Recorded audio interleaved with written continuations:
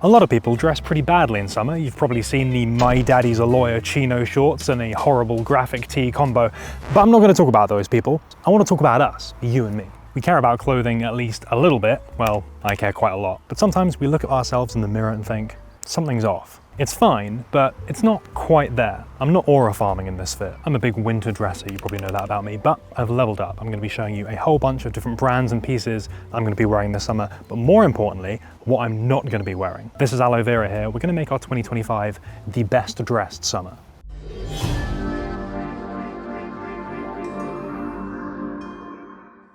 There are plenty of nice black summer appropriate clothes, and I personally feel very comfortable dressing in black, but I will be trying to avoid all black fits this summer. Firstly, black absorbs more heat from the sun, so the surface of your clothing is going to heat up more, making you hotter, sweatier, less comfortable. You don't want that. And secondly, partly because of that practicality reason, black does not evoke summer in the same way many other colors do. Summer is green grass, blue sea and sky, yellow sand. People have a subconscious reaction to and association with those colors, so making use of those brights and pastels is going to have you and other people feeling like you're more harmonious with the summer season.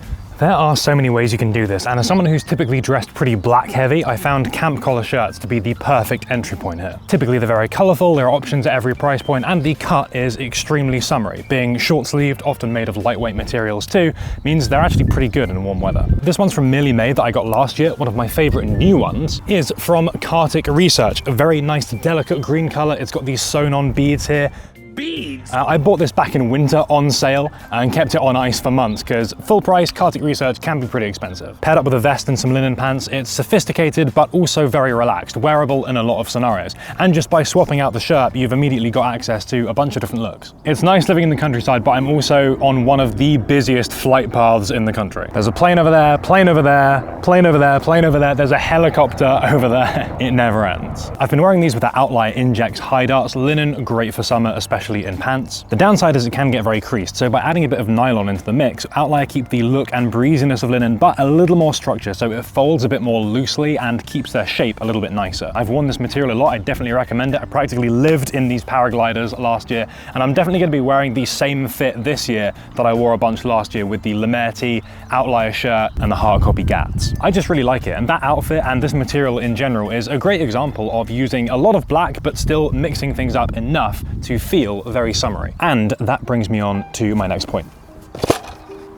We are not over-wearing nylon and heavy fabrics this summer. It's true that the trend cycle is moving more towards natural fabrics in general. That doesn't mean you have to buy into this stuff because it's a trend, especially if you don't actually like it. But there are some pretty legitimate reasons to enjoy cotton, linen, even wool. Now, I love this tee. Unfortunately, it's nylon. So if I wear this all day, by the end of the day, it can actually get pretty stinky. And that's not good. Now, this is a specific mesh construction, so it's not too bad in terms of breathability, but in general, these things being made of plastic, they do tend to be a little bit less breathable than a cotton equivalent. Again, not great for warm weather, and I do find that fabric with a more open structure, like this vest for example, they do tend to be made of natural materials anyway. Nylon also tends to have a bit of a sheen to it. In general, that looks a bit more futuristic. That tends to be why I favor it a lot of the time, especially in winter, but in harsh, direct sunlight, it just looks a little bit, I don't know, not quite right. More matte natural fabrics just seem a little bit less harsh in that direct sunlight. I've got a great example of that with this new acronym vest that I picked up. This is very much a summer version of the clothing that I would typically wear in winter. Obviously the vest is a lot better than wearing a jacket in summer, but it still has a lot of the functionality and aesthetics that I like. The fit overall is all in on lightweight technical fabrics, fewer layers, exposed arms and legs, non-black outer layer. And I do like the fit, but the texture of the nylon vest and shorts just makes it feel a little bit less summer appropriate than a natural equivalent, despite me being perfectly comfortable. Early in my fashion days, I thought I had to adopt this kind of style in summer because I liked techwear so much. Something I've learned over the years, don't force yourself into a particular direction. Summer is a great chance to experiment, so come in with a fresh approach, let your identity or your aesthetic be a little bit more fluid if you want to. And think about what you actually want to wear, because sometimes I do want to wear this stuff, but not always. If you've ever thought the same way, I'd love to hear what brands, aesthetics, or specific pieces you've been interested in from a summer fashion perspective. Your comments always make these videos way more helpful, and to be honest, you'll probably have some recommendations that I haven't even heard of. And with that, I think it's time to head back inside for a bit. So how can we use fabric more intentionally? In summer, fabrics with drape that are going to move with you, that are going to sway in the breeze, are goated. They are more comfortable and they look seasonally appropriate. I picked up these Maharishi pleated pants this season made from a hemp cotton blend. Yes, the color is doing a lot of work to make these feel summery, but look at how they drape and move versus a more heavyweight pair of Maharishi pants. These ones just evoke summer, like the wearer is truly embracing the season. Of course, your whole fit doesn't have to be this ridiculous floaty ensemble. It would probably be too much if you did that. But having something with this lightweight, flowy, drapey quality, I think can go a long way to making you look and feel good this season. And as I mentioned, these natural fabrics are getting a little bit more on trend. You probably will find more retailers adopting these kinds of materials at a bigger variety of price points. One US-based retailer I can recommend for this is Huckberry. They're a long-term partner of the channel, and as the paid sponsors of this video, I've been able to pick out a few things which are super appropriate for everything I've mentioned so far, and the things that I'm definitely going to be wearing this summer. But first, I have something else interesting to show you. Discount Pedro Pascal here. The Last of Us Season 2 just dropped, and the exact jacket Joel wears is made by Huckberry's in-house brand Flint & Tinder. This mid-weight 100% cotton wax jacket is built to withstand the mycelium apocalypse and looks great in more heritage styles, military gear, and heavily layered looks. Out of the box, it has this really nice worn-in texture whilst clearly being designed with practicality and durability in mind. I have some great ideas for wearing this, and waxed cotton is a great example of one of those heritage fabrics that I've been interested in but never really experimented with much myself. It's going to help me expand my style for sure, and it's made in the US, so no crazy taxes. It's cool for Huckberry that their jacket is being used in this big show, and I think it's cool for the show that they're paying attention to what characters in that scenario would actually wear. This jacket is pretty indicative of Huckberry's focus. It's hard wearing, it's built for adventure, and that extends to the brands they carry, the homeware and accessory stuff they stock, even the articles they write on their website. That authentic specialization in this area and their obvious enthusiasm for materials, details, construction makes me very happy to have them on the channel. Anyway, I promised I'd talk about the summer stuff as well, and they've got a great selection of camp collar shirts. This hand-printed F&T shirt has a great pattern, and I could see it as an excellent layering piece, as is this vest from Wax London. Literally chuck this on under any shirt and you've instantly got yourself this nice textural detail. I was also interested in checking out this Flint & Tinder surplus boxy tee, super heavyweight, 100% cotton, a little bit nicer in slightly cooler temperatures. The weight gives it a very luxurious look and feel, making it a nice basic. I'd happily have a few of these in different colors, and the slight crop I think makes it look more stylish than your average t-shirt. They stock loads from a variety of brands, and I genuinely think they have some good options for summer, so I'd recommend having a look through, especially the shirts and tees. And you can tell me what to cover in my next Huckberry feature. Gorpcore theme could be the move. I'll put a link in the description, and thanks very much to Huckberry for being a very appropriate paid sponsor of the video. When I left the house it was sunny, now it's raining and there's a thunderstorm, and I'm in the middle of a field, so hope I don't get zapped. Now, for a lot of guys, when it's hot and sunny out, the default combo is shorts plus t-shirt, and I've worn this a lot. I want to try and avoid it this year though. I just think it's very easy to make your outfit look undercooked, even when I really like the individual pieces of an outfit. When I see them together and it's like shorts, t-shirt, shoes, I just can't help but feel that it's kind of mid-looking. That, or it comes across as very athleisure, like you're wearing it for practicality only, and that's an idea I'll come back to. Layering a shirt or a full-length pant in a summer-appropriate material just looks more intentional to me without really adding any weight or warmth. The other solution is to make one of those two items, the shirt or the pants, have a lot of personality. And the big reveal, I'm not wearing shorts, I've got these Garuda Sarawel pants on. These wear like a short, but they are so dramatic that they immediately look way different, way more intentional, and thanks to the very oversized cut, they're perfect for warm weather. And yes, Sarawel pants look pretty weird if you haven't seen them before. I guarantee the first time you look in the mirror, you're going to be like, these are too crazy for me to wear.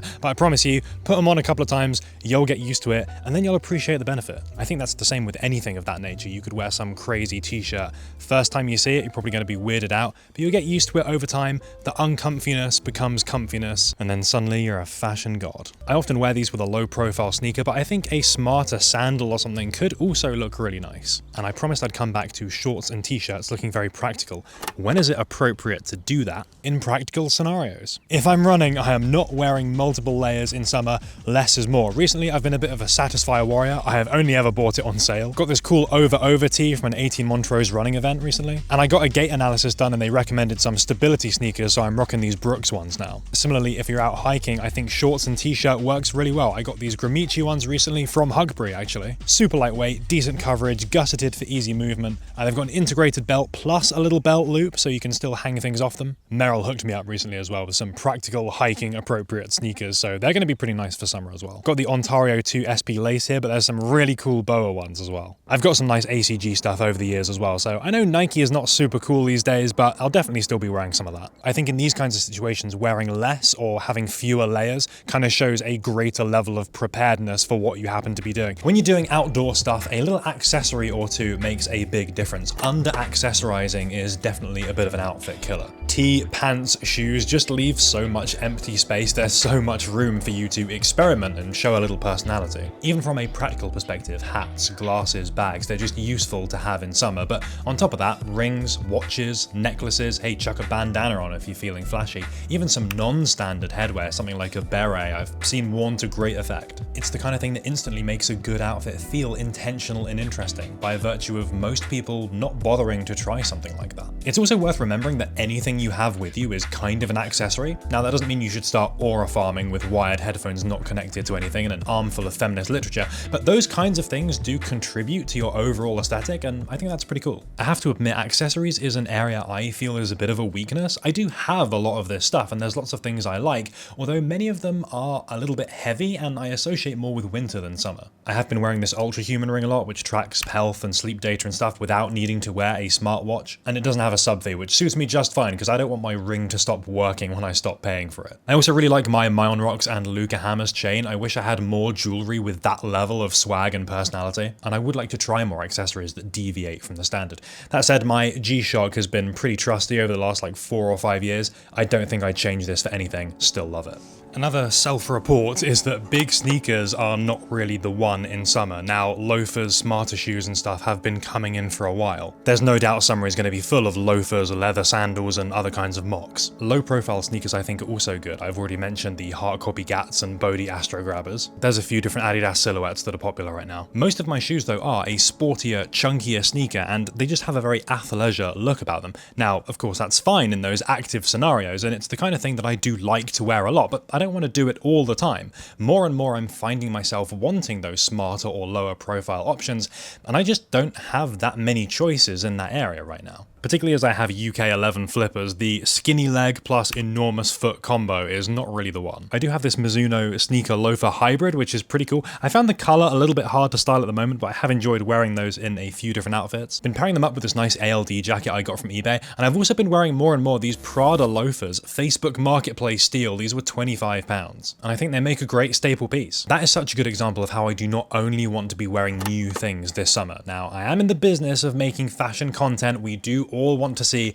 the nice new shiny stuff, and I've shown quite a lot of that, but vintage buys are often better value for money. They feel more personal and have the sustainability benefit too. Further, I'm not going to be abandoning what I already own. I've made lots of references to things I've enjoyed last summer and I'm going to be bringing back, and something I'm really enjoying is recontextualizing or reusing some of those older things with new pickups and giving them some new life. Old plus new really helps to build your style in a positive way, and I would definitely encourage you having a look through all the things you've already got and think, what is there that I can do with this to make myself excited about it again? And supplement that with new pickups rather than feeling like you have to start completely fresh.